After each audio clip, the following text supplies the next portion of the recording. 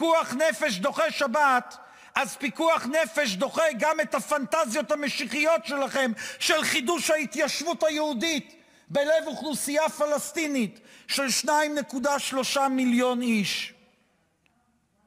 איך אירעה התקלה הנוראית הזו שלבכם גס גם בחיי האחים והאחיות שלנו, ולבכם גם גס בחייהם של ילדים, של נשים, של קשישים, רק מכיוון שהם משתייכים לעם האחר.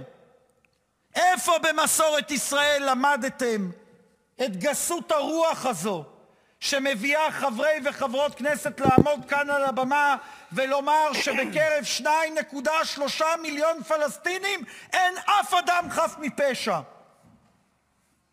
מתי אירעה המוטציה הדתית, הרוחנית והלאומית והמוסרית הזו בקרב הקהלים שלכם?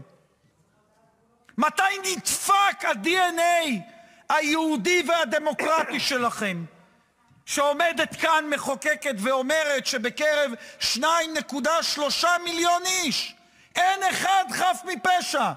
תינוק בן יומו הוא לא חף מפשע. אתה יודע מי דיבר ככה? הגרועים שבשונאי ישראל. אלה היו הטקסטים שהם הוציאו מהפה שלהם.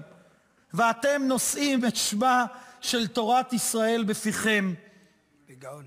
בגאון? כן. בביזיון. בגאון. האדם שעומד ואומר שאין בקרב 2.3 מיליון איש אחד שהוא חף מפשע, לא נושא את תורת ישראל בגאון, אדוני היושב-ראש, הוא נושא אותה בביזיון. בביזיון מוסרי, עבודה זרה, צלם בהיכל. לכו תחגגו נר שני על גבול עזה עם הקרוונים